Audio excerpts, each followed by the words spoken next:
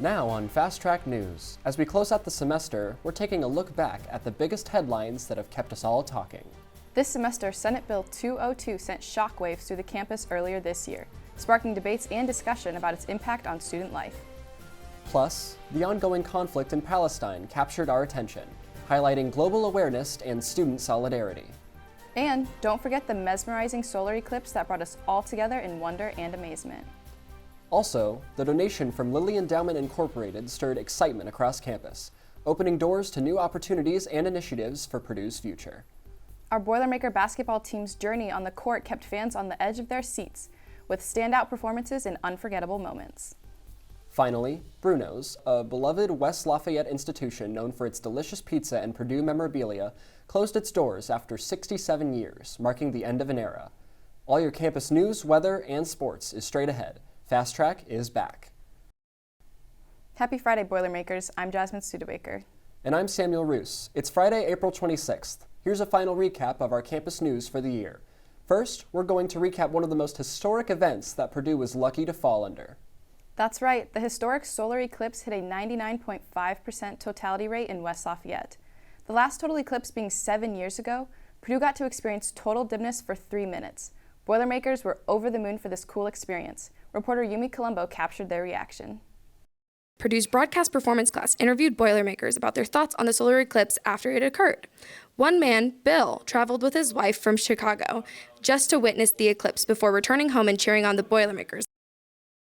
Yeah, we came so early. She was asking me, it's like, are you sure this is it? And it's like, but yeah, we were here really early, parked our stuff, and then we just loitered around the campus for a while. Purdue student Jack shared his experience with us, describing the environment surrounding him on campus during the eclipse. It's just, there are so many people here and everybody's celebrating and having a great time. The fact that it's still dark out is hilarious to me.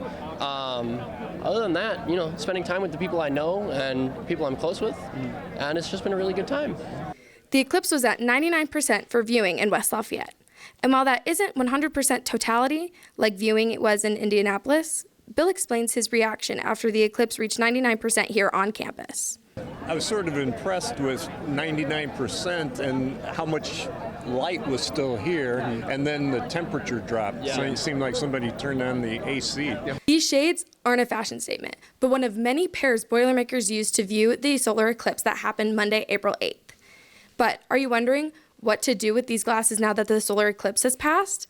Here's your chance. You can donate them to South America for the October eclipse happening in 2024. Reporting for Fast Track News, I'm Yumi Colombo. As Yumi said, you can mail your undamaged glasses to Eclipse Glasses USA by August 1st. They will be shipped to South America for their solar eclipse happening in a few months. That's a bright idea, Samuel. But as the sun sets on this story, we need to move into our next top story of the year, campus housing. Over the past 2 semesters, we have been heavily covering the housing market here on Purdue's campus. From increases in rent costs to inability to find rooms, housing has been quite a hot topic around campus. Reporter Joyce Duan spoke to students to see what they had to say about these housing issues. With the release of Tippecanoe County Student Rental Report in December 2023, it was revealed that over 31,000 students were living off campus, a number that continued to climb as more freshmen flood into Purdue each year.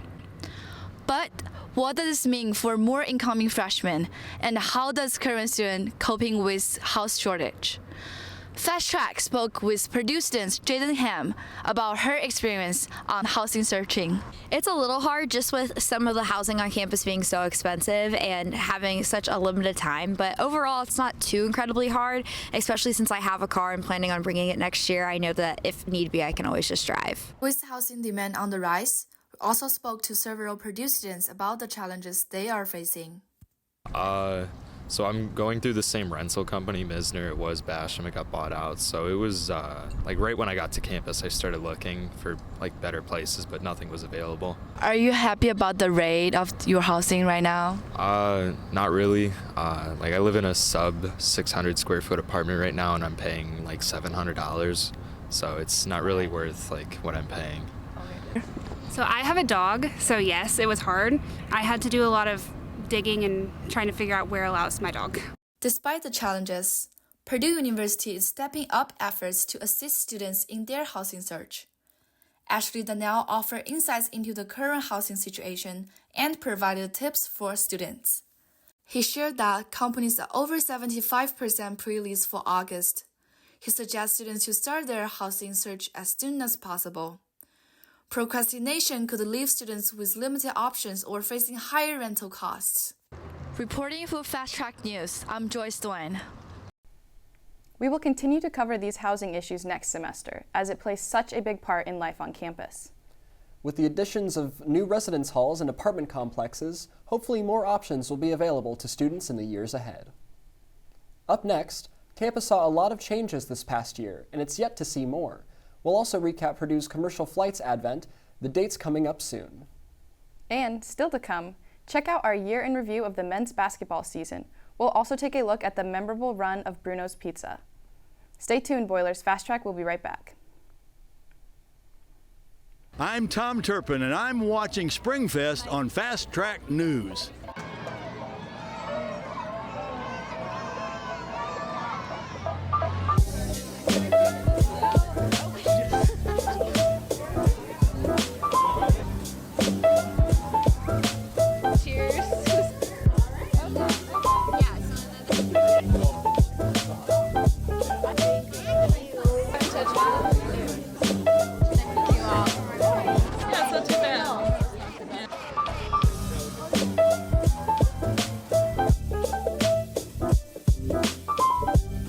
Hola from Spain. G'day, mates. Buenos dias. Bonjour. Hello from South Korea. I'm studying abroad in Valencia, Spain this semester. I'm studying abroad in Sydney, Australia. I'm studying abroad in Madrid, Spain. Studying at Seoul National University. At Issai Supero in Toulouse, France. And I'm really getting to enjoy meeting all the new people and the culture. How different it is from Purdue University. It is an absolutely fantastic experience. I'm living my best life.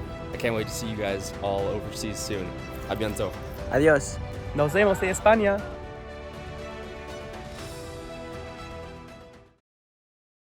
Purdue Airport had some big news of its own this semester. The new terminal is named after the Purdue alum and famous aviator Amelia Earhart. Construction will take off June 2024 and is expected to be completed in 2025.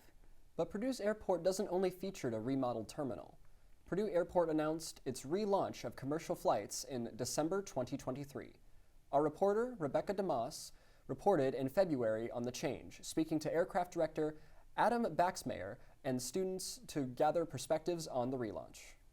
It's not just good for Purdue, but it's good for the whole region. Purdue Airport's new terminal signals the arrival of commercial flights in spring 2024. How does that affect operations at the Purdue Airport? Adam Baxmeyer says the largest change for operations comes in the form of TSA.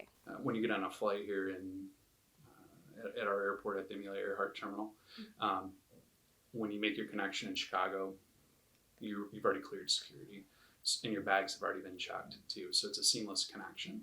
Regulations and inside operations will not change much, but job opportunities arrive soon, such as security, baggers, and gate counter workers, according to Baxmeyer. It gives everybody an opportunity, right? I know that TSA, I believe some of their announcements are looking for full-time, part-time. Commercial flights out of Purdue stopped in 2004. Baxmeyer notes that the revamp of flights creates job opportunities through airport administration and TSA. The only question left is, what does this mean for flyers? I asked Purdue students what they thought about commercial flights out of Purdue. I'm definitely open to it. Although I'm scared of planes, so maybe not. Students are intrigued by the change, but some are concerned about potential costs. I think the main question is where they're flying to, because if it's Chicago or Indianapolis, most people would just prefer the cheaper option. Boilermakers also expressed excitement at the idea of having a nearby airport to fly into. Again, I just like to see Purdue doing cool things, so I think it's going to be a great development for students who need it. Baxmeyer agrees the development was long awaited and necessary. He states the impact on the wider Lafayette community cannot be understated. Chicago is a great airport, Indianapolis is a great airport, but the final destination for the inbound travelers, that's West Lafayette. The Purdue Airport is really soaring above the rest with this new development.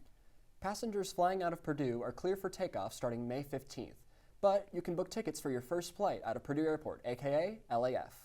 The Purdue Airport books through Southern Airlines. Follow the link at purdue.edu/airport and select your dates for your summer vacation or weekend trip. Purdue has made its mark in the sky, but here on the ground, it's also a university dedicated to turning small steps into giant leaps. And there sure has been a lot of changes on campus this semester. That's right. From new cafes to new housing on the horizon, we have seen just how Purdue is dedicated to their Next Giant Leap initiative that they kicked off in 2020.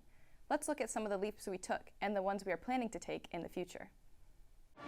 On a rainy day in early January, Purdue's students, staff, and stakeholders gathered to receive the largest donation in school history, a $100 million grant from the Lilly Endowment. The grant gifts $50 million each to support the new Mitchell E. Daniels Jr. School of Business and Purdue Computes, the university's combination of computer science, physical AI, and semiconductor initiatives. I'm outside Heavland Hall, which is currently home to Purdue's English department and writing labs. However, this spring is the hall's last semester in operation before its demolition is set to begin in December of 2024. Work continues on another historical campus building. University Hall is in the middle of a $27 million renovation. The renovation includes a complete restoration of the 4-story building. According to a university news release, the more than 34,000 square feet inside will soon have much needed study and collaboration spaces. I'm outside the Armstrong Hall of Engineering where Saxby's Cafe is having its grand opening. Let's check it out. Saxby's is a national education company and certified B Corp with an experiential learning platform. The ELP builds individualized academic partnerships with universities to provide first-hand paid experiential learning opportunities for students. VO scooters are returning to Purdue, offering students a quick way to get around campus. However, this spring, VO is upping its safety measures for new users. The electric scooters can be located around campus by students via their phone app. However, new users must first pass a safety quiz on university operation policies before unlocking a vehicle. Purdue has announced a new farm-to-table restaurant opening up in Discovery Park. The restaurant is courtesy of the Cunningham Restaurant Group, owners of Brewburger Bar in Lafayette. The restaurant will occupy part of a 10,600 square foot multi-purpose building just off Mitch Daniels Boulevard. The menu, while still in development, will highlight local sourcing while providing an unforgettable guest dining experience. The building will also offer retail and private event space. It was revealed that SK Hynix Incorporated, the world's 6th largest semiconductor company, will be establishing a semiconductor facility right here at Purdue Research Park. With initial investment nearing $4 billion, this facility is poised to become a hub for developing cutting-edge technologies. Skywater Technology is rumored to be backing away from plans to build a $1.8 billion semiconductor production facility at Purdue. The facility was slated to be built at Discovery Park. It was expected to create 750 new jobs in the area. The announcement came after SK Hynix released plans to build a $4 billion microchip factory in Purdue's Research Park. I, for one, did not miss the VO scooters always getting left in weird places, but they do make getting to class a lot quicker. Maybe new bike racks will be our next giant leap for VO scooters. Now that'd be nice. As an English major, I will personally miss Hevelon. It has been in desperate need of a redo for a while, though. Hopefully the new building will have less cockroaches.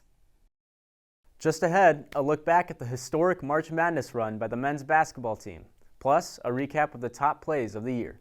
I'm Travis Davenport. Don't go away. Sports is next.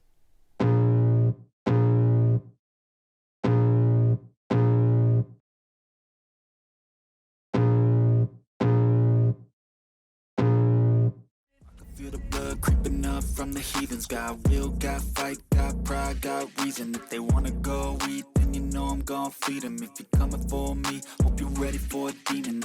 I got drive, got sight, always have a vision. I don't lie at night, I be in my feelings. I'ma be fine, need time, and I'll soon be winning. I can feel the blood creeping up from the heathens. Got will, got... After the sting of the loss in the championship game, we can finally take a step back and appreciate the season that the Purdue men's basketball team gave us. From every dunk to free chicken sandwiches, the Boilers gave us a lot to celebrate this season. That being said, we look back at the people who helped make the season special. Paint Crew President Jaden Brown and Fast Track's very own videographers Sarah Foodie and Daniel Chin got to tell us their favorite parts of the season. It has to be just interacting with all the other students. When you go to a game, there's 4,800 student seats, and you gain 4,799 friends for that game. I mean, you guys are all there for the same reason, to enjoy the exact same thing, and it's awesome because you guys are all a part of it together, making it a great atmosphere. Obviously, we fell a little bit short in the last game, but I mean, the NCAA gave Purdue 700 student tickets to disperse, and we had 690 students claim those and go. No other school that went was able to even get over half. I mean, they had to fill them in with Arizona State students. It was awesome to see the Purdue fans there, filling up the stadium, the student section being full, having our line be 5-10 times longer than the other schools' lines. It was amazing. If I had to say anything to the men's basketball team, just thank you for an amazing season. This is one of the best seasons we've had in the history of Purdue men's basketball, and for all of us students to experience it was amazing. It's something that we'll carry with us for the rest of our lives. There's a lot of alumni who wish they were in our place as students, and they put in a lot of work. They've had some challenges the past few years and some obstacles they had to overcome this season and years prior, but I think all that hard work, was able to, pay off. Hi, I'm Brianna Mendez, and I'm here interviewing sports videographers Daniel Chin and Sarah Foodie. So what was your experiences like covering the March Madness run? Yeah, for me, it was definitely a huge highlight in my college experience so far. It was super great that Fast Track was able to let us go and get those media passes, and something I'll definitely remember for the rest of my life. It was definitely an unforgettable experience, and definitely my favorite thing I've shot so far in my college experience here at Purdue. And so what is one thing you would say to the basketball team after all this has been over? Honestly, it was a great run overall. I know we couldn't finish out the season with a win, but going all the way to championship was definitely something that I think a lot of fans appreciated no matter what. I honestly couldn't have asked for a better end to my senior year, so just thank you for a great season. Thank you, guys.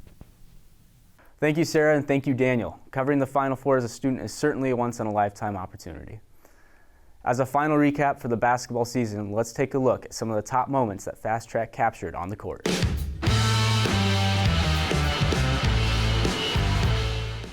Coming in at number 5, Cam Heidi's reverse layup against Rutgers. Number 4, Fletcher Lawyer's overtime 3 versus Northwestern.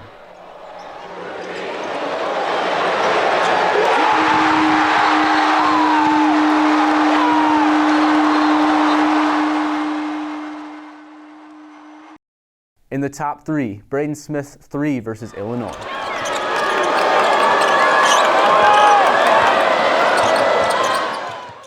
In second place, Lance Dance, shot by our very own Sarah Foodie.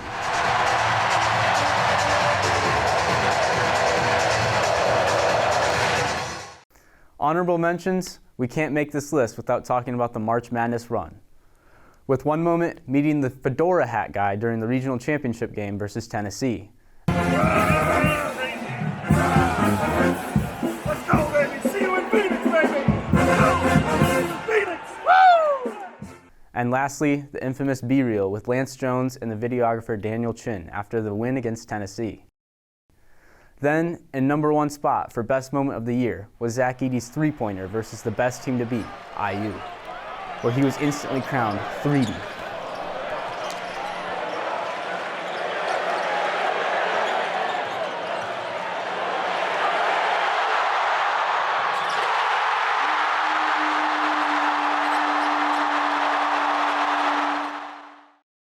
A huge crowd gathered last Saturday to take in the 67th annual Purdue Grand Prix. Aiden Fox of Kappa Sigma led for majority of the 160-lap race. Fox battled racer Jacob Petticord for the front position early and took a commanding lead in the early going. All ran smoothly until a fan came onto the track around 15 laps into the race, and yes, they were promptly arrested. The race concluded with Fox capturing the victory. Kappa Sigma was the second team led by driver Rafe Schaff, who finished the second race, and Indy Cassie from Mosaic Mile Racing finished in third. It should be an exciting weekend for the Purdue baseball team as they take on the Northwestern Wildcats this weekend. The opening game of the series takes place at historic Wrigley Field in Chicago. The national landmark will play host to the matchup tonight at 8 Eastern and 7 Central. The Boilers are looking for a bounce-back series after dropping 2 of the last 3 games to East Tennessee State last weekend. The other 2 games of the series will take place on Saturday and Sunday in Evanston. Right now, Purdue is tied for 3rd in the Big Ten standings, and they have a couple of crucial series in the end against Illinois and Michigan. That's a wrap for sports, but stay tuned. Fast Track will be right back after this quick break. We're tracking thunderstorms ahead into our weekend here. We do have a warm-up coming for May, but I'll talk about the rest of our finals week forecast coming up.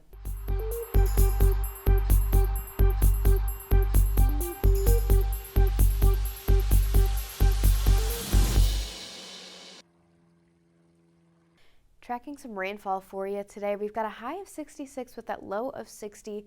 Sustained wind 11 to 17 miles per hour with gusts of up to 29. So it will be pretty breezy out there with that rainfall. And even though we're starting to warm up, it may just be a little bit chilly, again, with that rainfall and wind combined.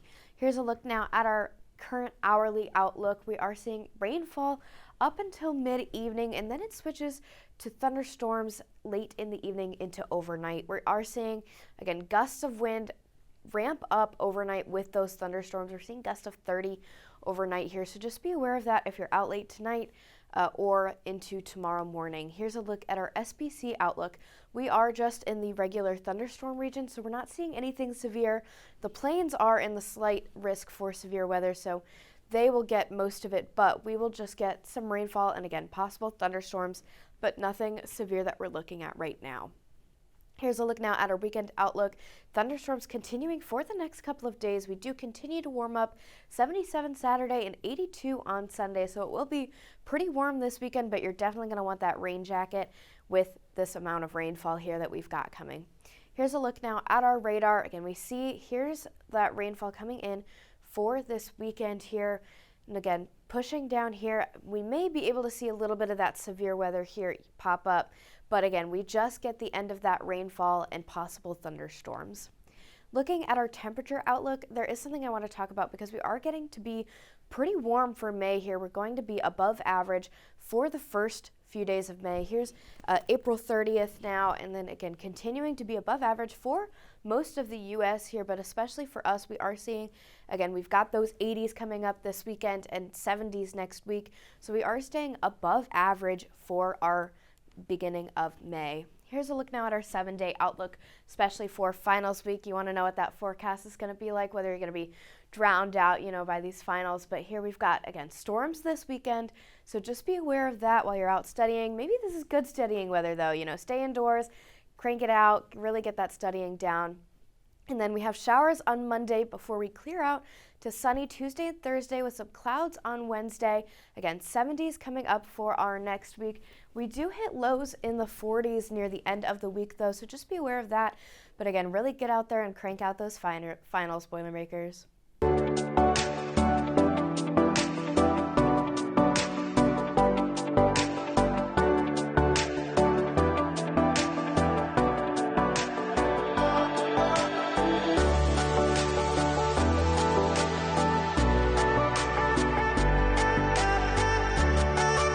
Three, 2, 1.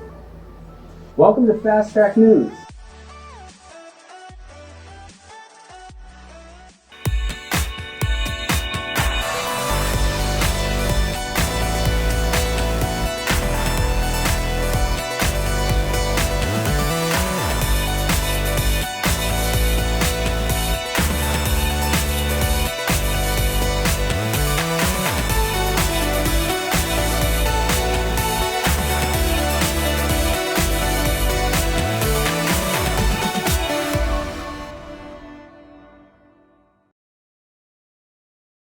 A home to iconic Purdue sports artifacts closed its doors this year. Bruno's Pizza, the Big O's sports room, was famous for its food and Purdue memorabilia, located by the Levee in West Lafayette. The restaurant had been serving the Purdue community since 1955. Fast Track's Ellie Aker was there for one final slice of history at its closing in February. I'm here at Bruno's, a restaurant that has been on Purdue's campus for nearly 70 years. Pizza was sold out by 4:15 p.m. for Bruno's closing night, as loyal customers gathered to grab their last bite. The parking lot was filled with people young and old, hoping to get one more pizza and one last look inside the local establishment that has touched their lives. Like many children we saw, Scarlett has been coming to Bruno's ever since she can remember. We asked why she said she was sad to see Bruno's go. Because I probably won't have it again, and I just love their pizza. Scarlett's dad, Brian, says it's a family tradition. We came here about every Friday night with our whole family growing up, and we bring our friends growing up, and now we bring our kids. So she's 3 generations of Bruno's. So it's very sad, and they've done a great job, and hopefully, cross our fingers, they find our location. Not only is Bruno's a staple in the Lafayette community, it claims to be one of the first pizza places at Purdue and is filled with Purdue memorabilia. I think when people first come to Purdue with their families, I think especially visiting for the first time on college visits, this has been a big place for that and a home for students to kind of, get their first experience when they come on campus. So Bruno's daughter, Mary Noel, shared what makes Bruno's so special. Nowadays, it's so hard to be unique and be genuine, and I think that Bruno's encompasses both of those. It's unique and it's genuine and it's one of a kind, and I think that's really difficult to accomplish now. Bruno's closure is largely due to a redevelopment project announced by West Lafayette in 2023. We asked if and how the family was searching for a new location. Day by day, that's just the best we can do is day by day, but definitely, we're holding out hope that we will open another Bruno's, but of course there's so many factors that go into that. So customers like Scarlett watched Bruno throw his pizza dough for the last time, at least for now. Reporting for Fast Track News, I'm Ellie Akra. Thankfully, there's a few iconic Purdue restaurants still around. Maybe restaurants our seniors should hit up in their last 2 weeks here in West Lafayette. Well, after some cool couple of days, we are starting to warm up into finals week here. We've got thunderstorms set for this weekend. Again, we're not tracking anything severe as of yet right now, but we'll keep an eye on that for you. We're seeing showers coming Monday, 74, continuing into the 70s with that sunshine coming up Tuesday and Thursday. The only thing of note is we are hitting 41 degrees low on Thursday evening, so we may hit a little bit of a cool, but this cool that we had this week is definitely the lowest it will be for now. It's the last show of the semester. We wanted to say a very special thank you to our viewers. We gained over 2,760 followers this semester on Instagram. Like the paint crew, we couldn't have done that without your support, students, alumni, and the wider Purdue community. Thank you so much, Boilers. Keep up with us on social media next semester for even more news, sports, and goofy videos like this one.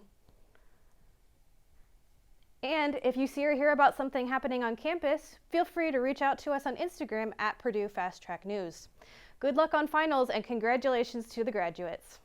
That's a wrap for Fast Track News. Thanks for joining us this semester. We'll be back in the fall with more news, weather, and sports. Have a great summer, Boilermakers. And to all those graduating soon, we wish you the best of luck. Go make Purdue proud. Boiler up. Thank you, Fast Track.